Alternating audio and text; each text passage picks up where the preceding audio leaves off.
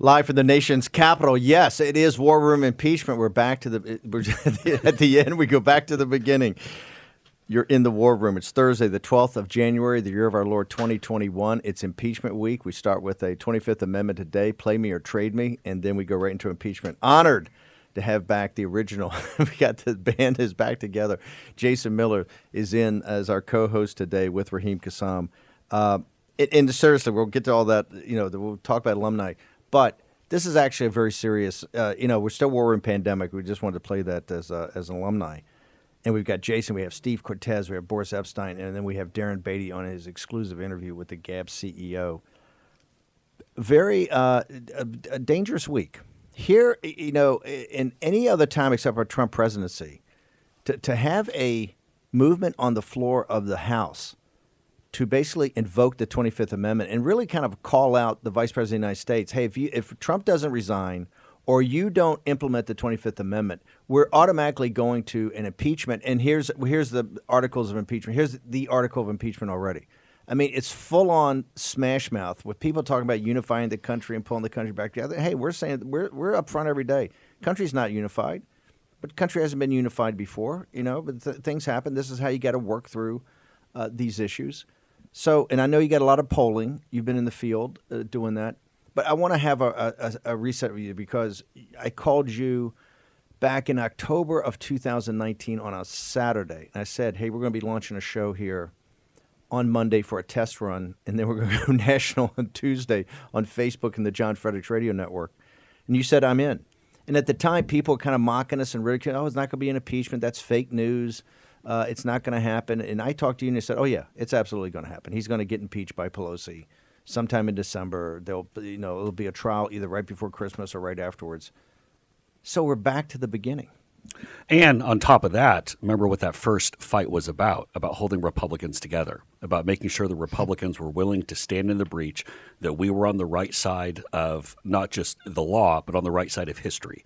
That this was a complete witch hunt. They've been going after him since before he was even inaugurated. Remember the Logan Act? Remember Joe Biden screaming the Logan Act? Remember Comey? Remember the Russia witch hunt? Remember you and I sitting there, we were in Mar-a-Lago, and they had the Chiron that showed CNN on the morning that they had the Russia thing, and they said the Obama throws out 31 guys for interference in the 2020 election. And we're looking at each other and said, where did that come from? And Reince called the chief of staff and said, hey, what is the thing of this? Who made that decision? Did Obama make that decision? That is in the first 4 weeks of as Trump is president-elect. The nullification project started the first day. And I think what we've really seen here we're going to also get into big tech today. I know you have the CEO of Gab coming on, and we'll be talking through this. I have some polling on that as well. But this is, I think what's been clear over this past week, this isn't just about President Trump. This is, in fact, I saw Chuck Todd was on the Today Show a couple days ago talking about the Wall Street Journal editorial page, and he said they're not quite never Trump. You know what it is? It's a never populism. That's what it is. 100%. It is a complete effort to nullify the populist movement, not just the United States, globally. They're coming after us. And if you're one of the 75 million people who voted for President Trump, they want to silence you, deplatform you at a personal level. Well, they want to put fear. This is what's so powerful, and the numbers just start to keep exploding. And the reason is we're not going to back down, right? We're not going to back down. I understand a lot of people are depressed. Some people are afraid. Just hang together. We're going to be the tip of the spear to get through here, and we're not going to back off. Right? They're trying to destroy the president, and they're particularly this whole. And I want to get into it later. This whole impeachment effort in the trial is to make sure he's not eligible in 2024. Right? They want to take him right off the charts. But it's not just Trump. It's Trumpism. It's populism. It's this nationalistic populism. That is so powerful, and they're afraid of it. They're afraid of the 75 million votes. And the 1 million people, the ones that showed up, the 1 million that showed up in November 12th and the 1 million the other day, if you kept it peaceful, right, we'd be in such a power position right now, right? Power position, because they're afraid of the voting and the economic power. And right now they don't think you're going to use your voting and your economic power to make fundamental changes. We'll talk about that. Let's get into there's a lot of polling going on. I know one of the reasons I reached out to Jason, and Jason was the comms director and strategist for the 2016 campaign. you've got a great feel for politics, but you also are very analytical. Not every decision is made forced by the numbers, but you want to make sure the framework is there of what is the math actually showing us today.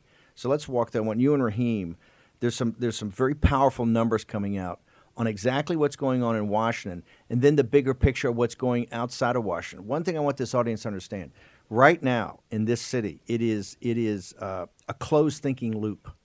What's going around in the thoughts of the political elites in the city, in the permanent political class, is, I think, just to get Trump, next 10 days, just do what you got to do to get Trump out of here. Keep putting up as many blocks like the impeachment, like the 25th Amendment. Let's just get this guy out of here because he represents this dangerous populist element that's out there, right? Let's just get him out of town. But they have a circular logic to this, right, that does not really include where the country is and where the country is in the global economic system, particularly in contrast to our existential threat of the Chinese Communist Party. So why don't you and Raheem go through what the math shows us now? Absolutely. And so to give folks a little bit of a background, when I talk about battleground states, those are really the 17 states that are essentially decide the election. So we talk Arizona, Florida, Georgia, Iowa, et cetera. And what we would always poll during the campaign, even go back 2016, 2020, it's really about the battleground states, because when you poll nationally, just a quick insight for folks who, I know this is obviously a sophisticated audience, when you poll nationally, Democrats have about a 17% waste and Republicans have about a 13% waste. So just from national versus battleground state, it's about a 3 to 4 point swing for Democrats. So just know that anytime you see national poll, Trump's numbers are going to be about 3 or 4 points better. So just because of the center of gravity of how big the Democrats are in California, New York, yeah. And that's versus say Illinois, Illinois versus say Kansas and Alabama, just the size differential. So we went and did a survey the last couple of nights. Used John McLaughlin, who's obviously a friend of the show, and he did polling on the president's both campaigns. Went and did 800 battleground voters over the 10th and the 11th, and everything's matched up to the actual turnout. So this is after the fracas of last week. Yes, this is Sunday night and Monday morning of this week. And I just want to make sure, because we talked about this, most national pollsters, and McLaughlin, I think you agree, it took the country a couple days just to process the immediate, and particularly the media bombardment, right? I'm not saying we've worked through that. And, I understand why the president hasn't, normally he's out in a defense. He hasn't been. But you did this on the 10th and 11th, at least the 10th and 11th, having the first processing of that information by the American people. Absolutely. And so as we go, so everything's matched up, which basically when you talk about the battleground states, it's at a 49-49. I mean, it's a dead even. It's that close. Well, and that's going back to how the actual votes turned out. So it's clear that this is a balance. This is going off of what the real turnout, what the real model looks like. Some things really stood out. First, 48% of all voters are less likely to vote for a member of Congress who votes to impeach the president. Only 36% are more likely. Here we go. This is the big one right here. 80% of Trump voters and 76% of all Republicans in battleground states are less likely to vote for a member of Congress who votes for impeachment. Think about that for a moment. If you're a Republican, if you're a vulnerable Democrat that's out there, 80% of Trump voters and 76% of Republicans are less likely to vote for you if you support impeachment. The guy the young guy with the red beard that came out yesterday on MSNBC, CNN, and said, "Hey, Trump's got to be impeached. I'm looking hard at impeachment." His staff ought to be walking him through those numbers right now, right? Yeah, I mean, at this point, he's Justin Amash's relief. Yeah, right? I mean, at this point, if I were one of his staffers, I'd just start, looking in the wanted ads and roll call in the back. I don't know if T Coast or Bull Feathers are still open. Maybe they can get a job there. But it's look, they're going to be out of biz. But more importantly, I wanted to get to kind of the meat of it first, so this audience knows our base is strong, our base is united. I want to give a couple other things that are important here. And one of the things with the horrific actions that we saw at the Capitol last Wednesday, one of the things that's really ticked me off, and I don't think that has gotten enough play, if you've been listening to President Trump for the last 6, 7, 8 months, let alone the last 4 or 5 years, is there a single American in the entire country has been more pro-law and order and more anti-violence than President Trump? I mean, think about how he denounced the violence in Chicago and back in 2016 and what we saw in Dallas and some of the riots and different things, let alone this year. President Trump is the most pro-law and order guy who's out there. We're the law and order movement. We're the law and order movement. Remember, not one police union, even in heavily Democratic states, came out and supported Biden, which traditionally he had, I think, unanimity among law and order. We're the law and order party because of the law and order movement. So here's some, take it back to some of the polling that's here. 89% of all voters think it's important that the president lead an orderly and peaceful transition to Joe Biden. When voters are told that Joe Biden will be inaugurated on January 20th, but Pelosi and Schumer want Congress to impeach and remove the president in his last week, 60% of all voters say this is another waste of time and money. Only 40% agree with Pelosi. So think about that. It's a 49-49 split in battleground states, but it's 60-40 against it. Here's where it gets interesting. 77% of all voters think that Congress should make its priority this next week dealing with COVID. Only 23% think it should be going after President Trump. And I'm going to get to just how unpopular Congress is in a moment. 74% of all voters agree by efforts by Pelosi and the Democrats to impeach the president after Biden is sworn in would be politically motivated, just designed to keep the president from running again. Steve, that goes to your point from just a moment ago. 65% of all voters agree that by continuing to attack the president, Biden and Pelosi, and this is important because Biden will own this. This is where we look to the pivot and where the ball is going. Biden will own this impeachment effort, and it will completely kneecap the early stages of his presidency. 65% think that it's making things worse and keeping the country divided. So you want to know what the impact then is for members of Congress. I talked about the 80% of Trump voters, 76% of Republicans being less likely. Congress's net job rating right now, 28%, 72 disapprove. 72% disapproval. Yeah. 28 approve, 72 disapprove. So, Raheem, this is where I turn to you and say, come up with a list of all the things that are more popular than Congress, and there's probably a lengthy one. Oh, and by the way, the president, his job approval rating for these, again, for the battleground states that we're talking here, is at 49%.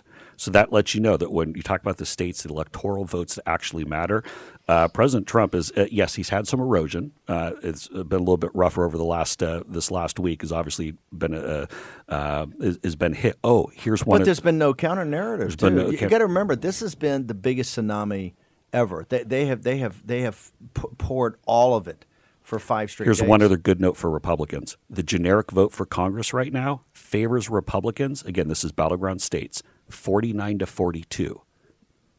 That's for Congress. That's huge, even after this week. Huge. Even after this week. Pelosi has a fave-unfave of 33-59, and Schumer 27-51. That tells you where the American public is upset with Congress. They want them dealing with COVID and the economy, not with this impeachment nonsense. It's viewed as politically motivated, and anyone who supports impeachment is going to be punished if they're in a Republican or in a swing district. You do agree that the train has left the station, right, on impeachment? She's hurtling down this. She's going to have that. She's going to have it's that scheduled. vote. I think it's tomorrow at 9 a.m. is when they call it in. Well, I think they're going to do the 25th Amendment today, starting at 6. Right. And tomorrow's the impeachment. Tomorrow's impeachment. Yeah, they may clean up on the. Do not pass go. Do not collect $200. There's no doubt in your mind it's going there. Oh, no, that's happening tomorrow. Okay, we're going to take a short break. Jason Miller, Raheem Kassam, War Room Pandemic, the Impeachment Special will return in just a moment.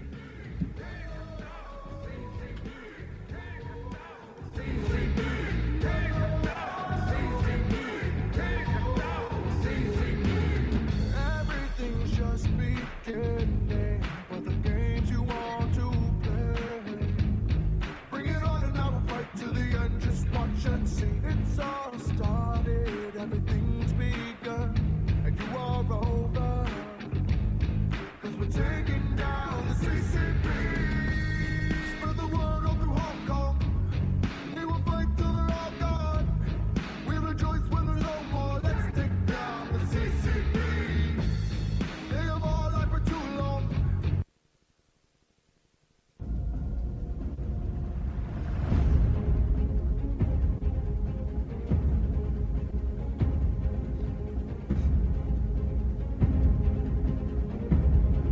War Room, Impeachment. With Stephen K. Bannon, Jason Miller, and Raheem Kassam.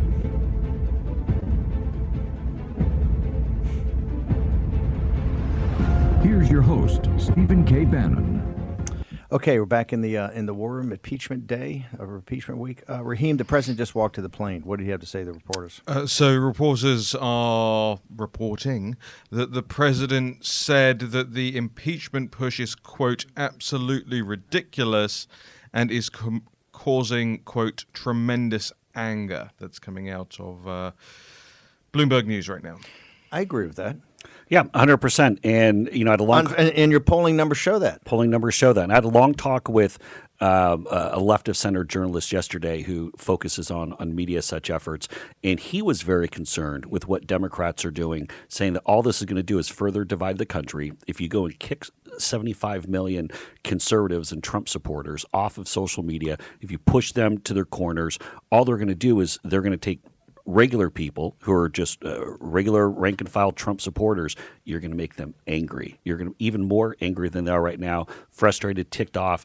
And people, I literally had a conversation with someone a week ago where they said, I was making the comment that, D.C. is not the most hospitable place right now if you're a Trump supporter. Steve, you've been in this bunker and you haven't left in months. I need an armored caravan to get anywhere without the woke mob trying to get me. But it pushes people into these corners, and it makes the country more divided. Things like this start small, and then 10, 20 years down the road, we're living two different countries. Metastasize. I want to go, before we get to the Vox numbers of the polling, but one thing I want to say about the polling right here is that the president, and he could have done it, and the Republicans could have done it, but they made a decision, let's take all the incoming, let it wash through, and then we'll pivot, okay? That's the decision. I'd like to counter punching right off the bat. I disagree with that, but I see what it did. That being said, and people in the audience are going to understand, these numbers are incredible given the onslaught of the convergence of remember, the plan here was to make Trump as toxic as possible, make it so toxic.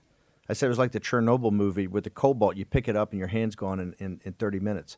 To make, with the pincer move of the 25th Amendment impeachment and all of the media, it's insurrection, it's treason, the treason caucus, all that. These numbers are extraordinary. And I think both the Republican Party, the leadership over there, the White House, the president, and the Trump movement have got to understand that people are seeing through this, right? Seeing through this.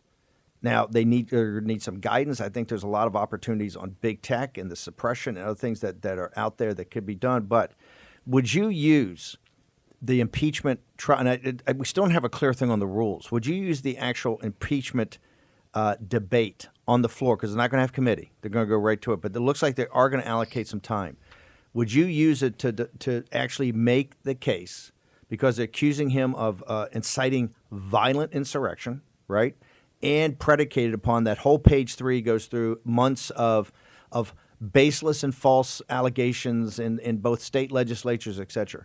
Would you take the challenge on to disprove that he had about the violent insurrection, and make your case state by state where this was not baseless and it was not false? You may not agree with it. You may not believe it. And at the end of the day, you may think that I still lost, but it's certainly not baseless, and here are the charges. Would you be on the offense on that, or you just say, hey, look, let's just have a vote and move on, because we know it's political? I think when it comes to the House, I think it would probably be the vote and move on. And I'll tell you for a couple of reasons here. I think the more that we drag out the process right now, let me back up. The further we get away from last Wednesday, the more people will look at it and have a clear-eyed view of what happened and who's really responsible, the bad actors here, and how this isn't something they can go and pin on. And the President further Trump. Investigations of what happened, why in the National Guard there, what happened to the Capitol Police, the FBI went to, turns out they're calling on guys that they were not to come. I mean, the understanding of what was here, and as you know, on Capitol Hill, there was some bike racks and some, Capitol Hill police, as good a guys as they are. They clearly weren't, as you've known, this place is in lockdown. Right. And even, one of another friend of the show, Jack Posobiec, made the point on Twitter yesterday. I think he maybe even showed pictures with it. Here's a picture of the Capitol at, say, 11 or 11:30 in the morning.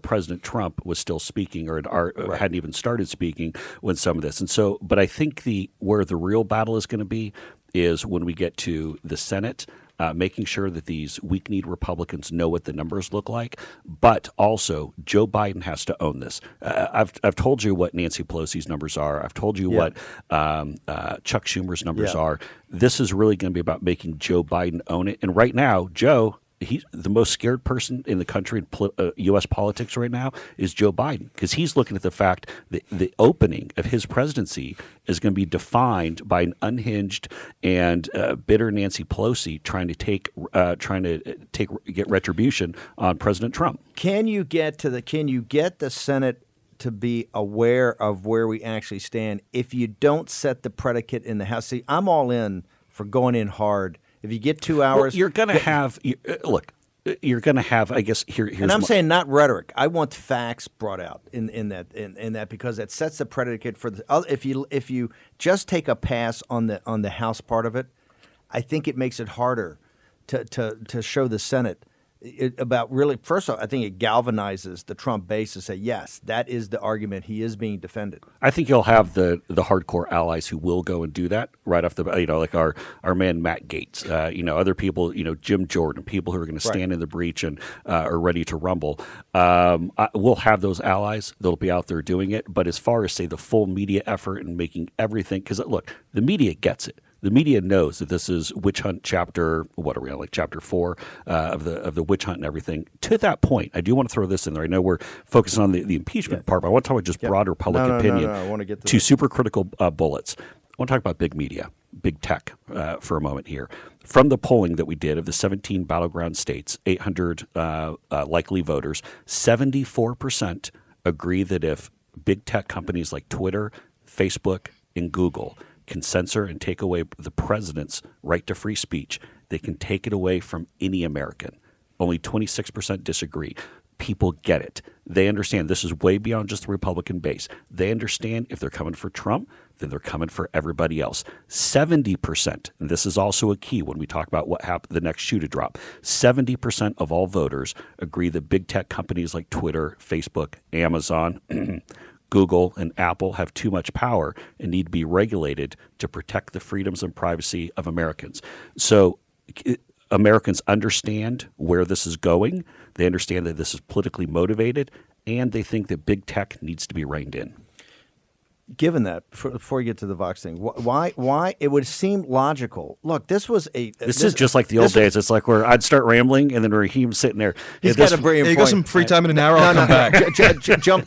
Jump in, because this will take us to the next. No, look, I think there are some interesting numbers in this data for progress thing by Vox.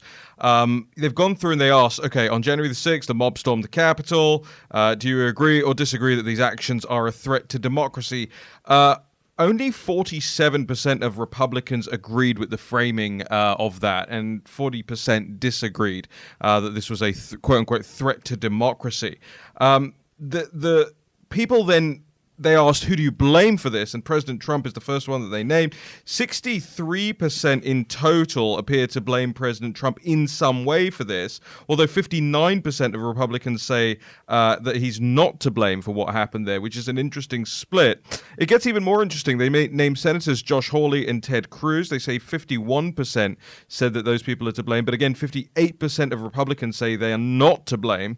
So you see this kind of split, and it's kind of totally partisan split on these two sides on all these questions. Democrats in Congress, actually of all voters, attract 37% of the blame for Wednesday's events. President-elect Joe Biden actually attracts 30% of the blame for last Wednesday's events, and 53% of Republicans actually blame Joe Biden for what took place last week. Antifa, interestingly, top line gets 47% blame across the political divide, from Democrats, Independents, and Republicans. And this is with no media on it. These numbers are stunning because of the suppression of the real story. Right, that's absolutely right.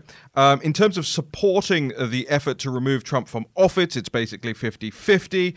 When you take into account the don't knows, do you support or oppose the effort to impeach? Again, basically 50-50.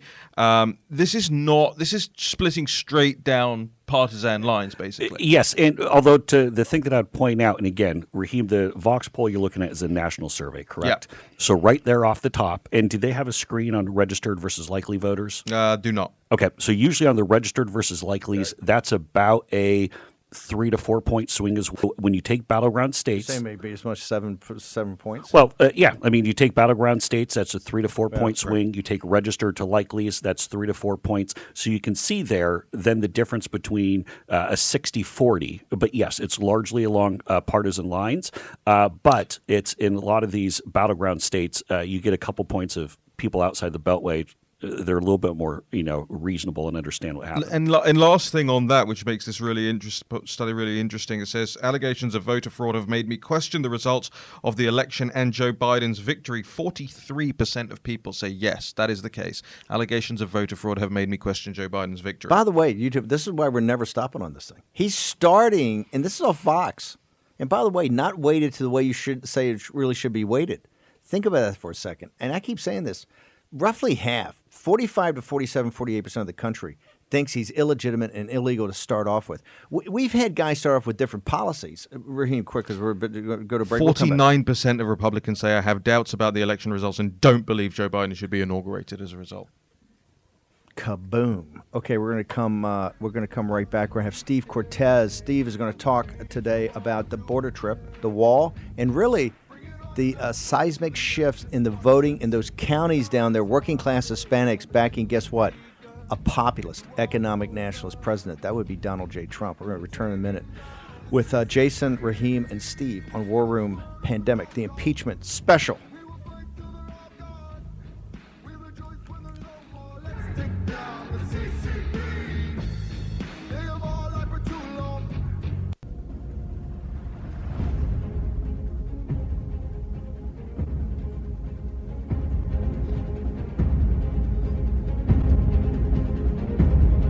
War Room Impeachment with Stephen K. Bannon, Jason Miller, and Raheem Kassam.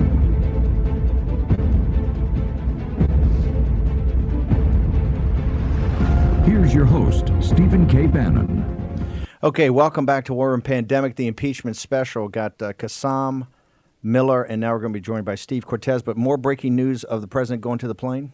Yeah, as the president was walking out to the plane to head to the border, talk about completing 450 miles of the wall, he said to reporters he made it clear that he wants no violence and that talk of his second impeachment is a continuation of the, quote, greatest witch hunt, close quote, in the history of politics that's causing tremendous anger. Is that a good message for him to be putting out before he gets on Marine One?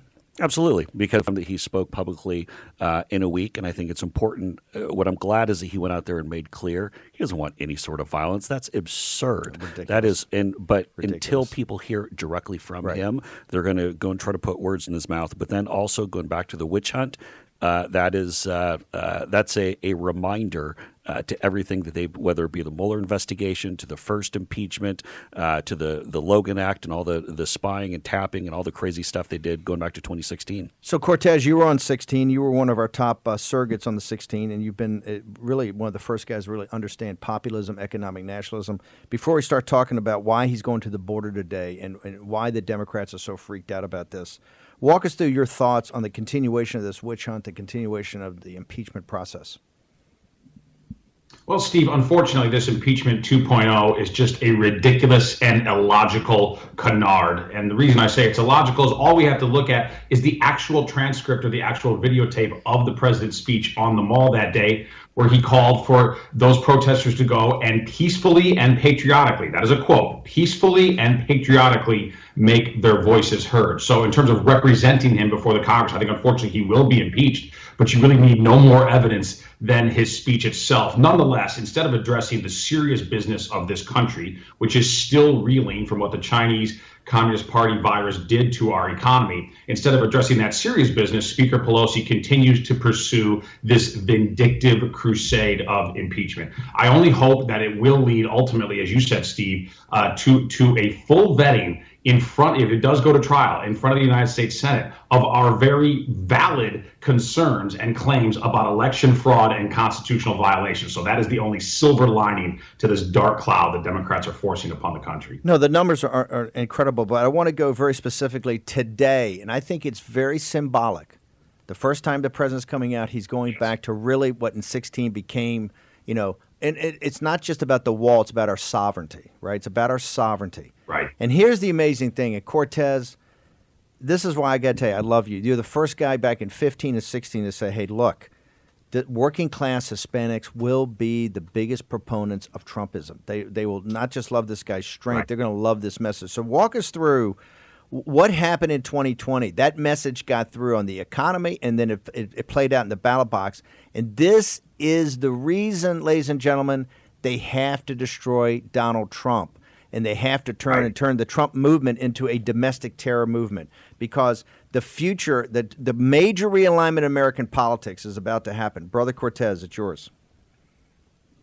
Exactly right, Steve. In 2020, it really is the confirmation that the America First cause has truly become a workers' movement, and I mean by that a broad workers' movement that crosses ethnicities, that crosses geography, transforms the electoral map, and is also cross-racial. And we see that, and I'm going to give you some numbers that prove that. And you're exactly right, Steve. The Democrats are not dumb. They see the same data that I see about what happened, for example, in these border counties. They see the way Hispanics particularly are rallying to the America First populist nationalist agenda, and it scares the dickens out of them, as it well should, because it portends many gains to come for our movement. Our movement is extremely young, and I know these are dark days for our movement. It's been a tough week for our country, but I do want the patriots out there, the deplorables, to know that our movement is strong and it is young. And let me put some data on this. So the president is going down to the border today, which I think is very fitting end to this amazing term of accomplishments. 450 miles total of total formidable new walling on the U.S. border, and that is despite, Steve, the total intransigence and obfuscation, unfortunately, of the Democrats and the mainstream media regarding what is actually needed at the border to guard our country. And you know who knows it better than anybody? Are Hispanics who live on the border. So the president's going today to Alamo, Texas, not the Alamo, to the town of Alamo, Texas, very near the border. That is in Hidalgo County in Texas. Hidalgo County versus 2016. President Trump nearly doubled his raw vote total. He got 48,000 votes there in 2016. He got 90,000 votes in 2020, and he increased his margin there. He didn't win it, but he increased his margin by 13% in just one election cycle. That's pretty incredible. But let me give you even more stellar numbers. Right next door to Hidalgo County, just to the west, is Starr County. By the way, Hidalgo County, 90% Hispanic, 90%. Working class Hispanics who live on the border. Right next door, Starr County, 96% Hispanic, the most Hispanic county in America. Again, President Trump didn't quite win it, but he increased his margin there by 55%. He lost it by 60% in 2016. He only lost it by 5% this time. One more county, if we hop over, continuing westward along the border in the Rio Grande Valley, Zapata County, 86% Hispanic. The president did win Zapata County by 5 percentage points, a 38% improvement over 2016. You can literally go, Steve, from the Gulf of Mexico all the way to the Pacific Ocean along the border. And every one of these counties, even if the president didn't win, he massively increased his vote share in these counties, in Texas, New Mexico, Arizona, and even in California. He even did it in Imperial County in California. And what that tells me, Steve, is that working class Hispanics, number one, believe in a strong border. Not surprising, Customs and Border Patrol is the most Hispanic agency of the U.S. federal government. A lot of very brave Hispanic citizens of this country do hard work, dangerous work to protect the front door of America. And the Hispanics who live there know that better than anybody. But they also, Steve, have dealt with the terrible consequences of a porous border. They have dealt with, unfortunately, the illegal and unfair competition in the wage market, which depresses earnings for those people. That has changed under President Trump, and they know it. They also know very well the totally preventable crime that results from open borders. They know that President Trump was right when he said that there are some bad hombres who come across that border illegally when we allow porous borders, and they mean to do harm to Americans. And by the way, they're victims primarily are Hispanic American citizens. So this is great news for our country. The president is rightly going to the border to celebrate a stronger, firmer wall and a stronger, firmer approach to the sovereignty of the United States. But it also portends significant gains in the future for our movement as, again, we become a broader workers' movement.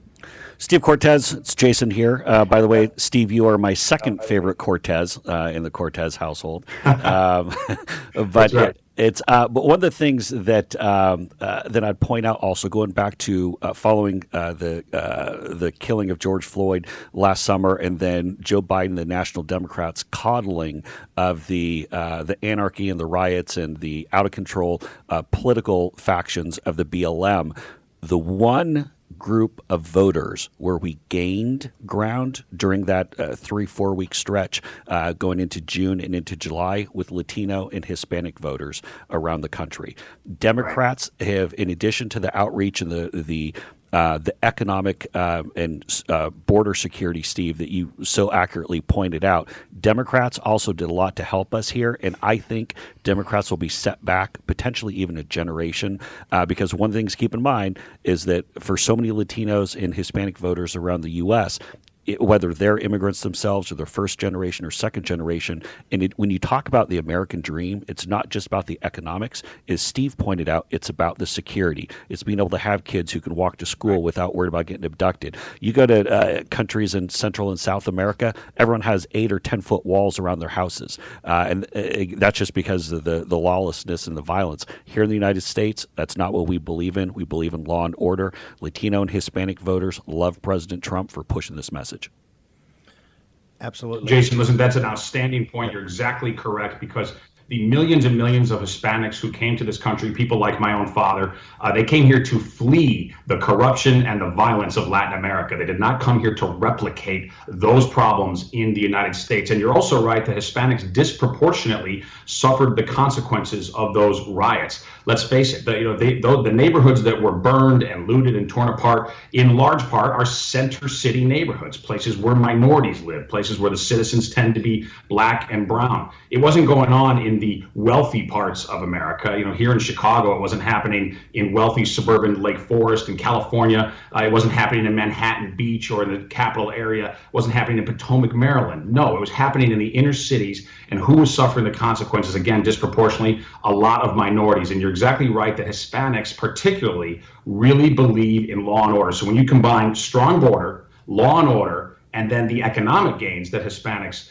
enjoyed under the leadership of Trump and the America First agenda, I think we have a very winning message going forward. And, by the way, to put another number on the economic side, because I don't like to just speak in slogans, but actually put data behind it. Yuma, Arizona, another county on the border that the president won. Wage growth in Yuma, Arizona, year over year, November 2019 through November 2020, 10.8% wage growth. Despite all the problems, all the obstacles of the China virus, double-digit wage growth in Yuma, Arizona. The president won that county, which is a majority Hispanic county. He won it by 5 percentage points. And to put that in dollar terms, by the way, because I think this is also important, sometimes percentages don't register with people.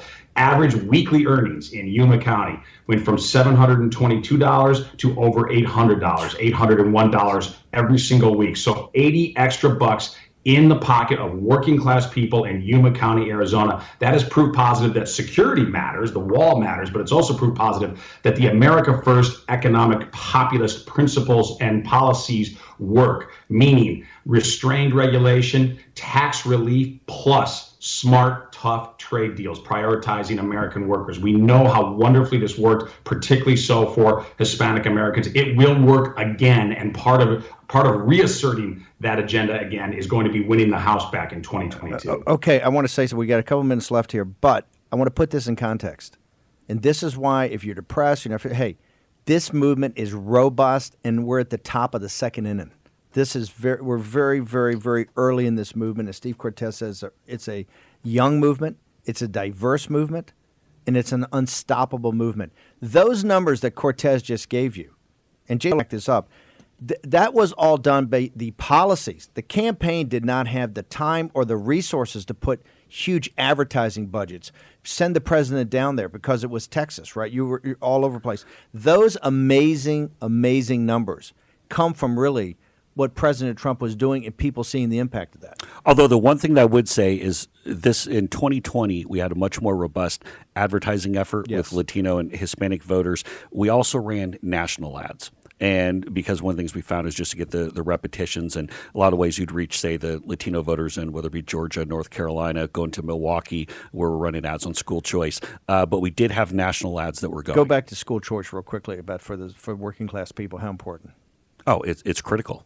People want to make sure their kids are going to the best schools. The civil rights movement of our era, right, Yep. is school choice. And Steve, by the way, on school choice, I would say not just they want their kids in the best schools, they want their kids literally in school. Because right now in the city of Chicago, guess what? Chicago public schools have not been in school all year. Private schools have been in school. Catholic schools all over the city are doing it safely and effectively, in-person learning with a fraction of the budget that the Chicago public schools do. The Chicago public school system, which of course is majority minority, has been remote only. Hang over for the next break. Hang over through this break. I want to get more. We got to talk about big tech. Steve Cortes will join us after the break.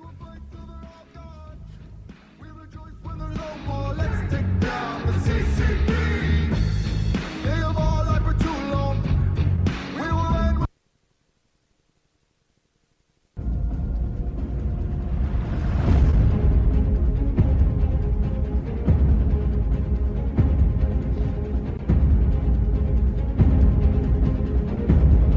War Room Impeachment with Stephen K. Bannon, Jason Miller, and Raheem Kassam.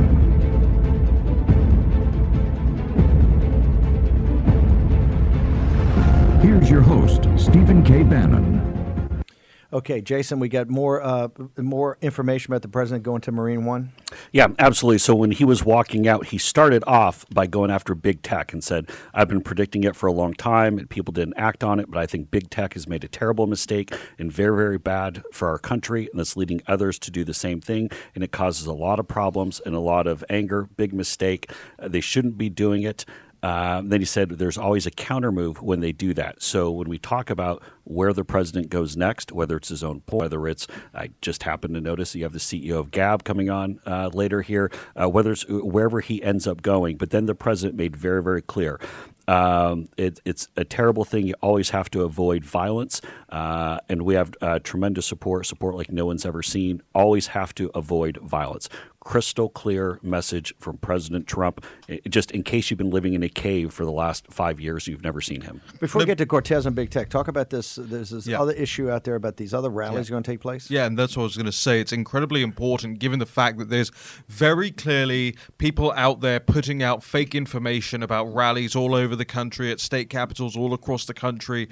For January the 20th specifically, they are not endorsed events. They are not endorsed rallies. They are not official Trump events. And what I see taking place here is actually, whether you want to call it the deep state or agitators, or maybe it's even people on the political left, they are faking events to draw. And some of these invites actually tell people to bring arms to the events.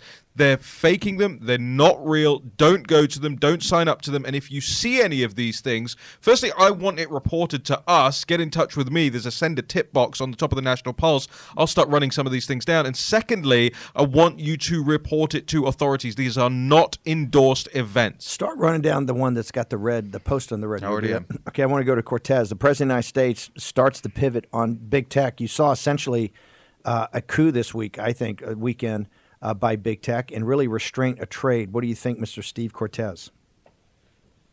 Oh, absolutely. There is a tech tyranny, unfortunately, unfolding in our country. I don't think it's an exaggeration to say that a digital iron curtain descends upon America.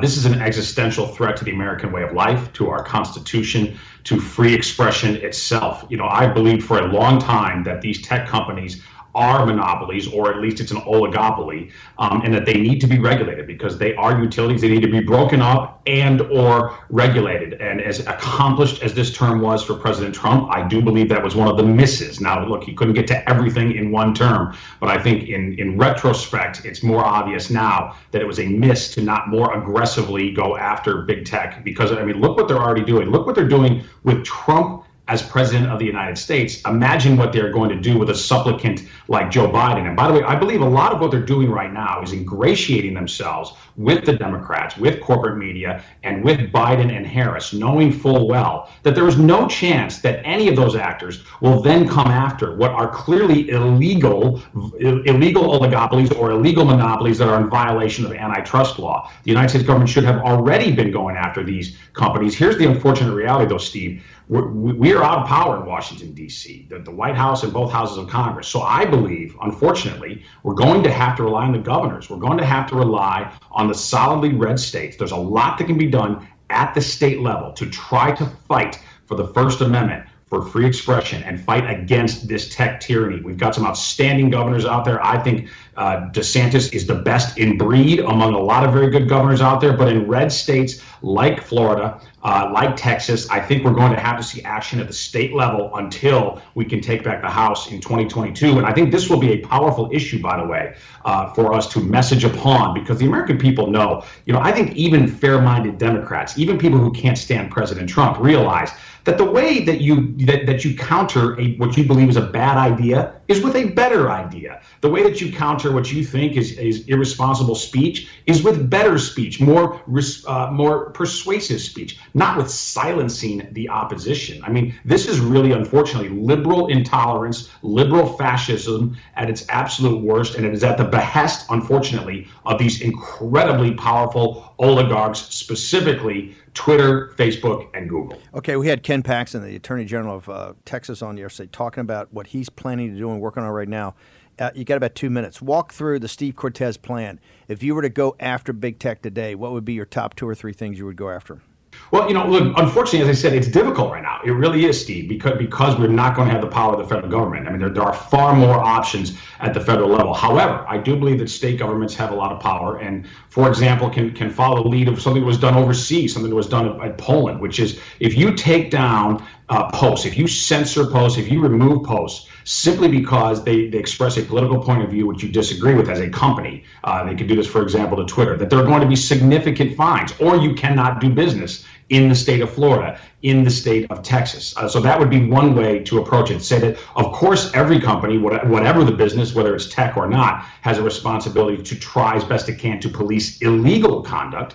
You cannot threaten somebody online, just as you can't walk into a store and threaten somebody. However, if there is legal speech going on, free expression, free political expression, and companies are taking action to suppress and censor that speech, then there should be consequences even at the state level. But admittedly, Steve, I don't have great options right now. Hang on. Answers here are at the federal Okay, the federal level, though, you would go bust these companies up. You would do what they did to AT&T in the 80s.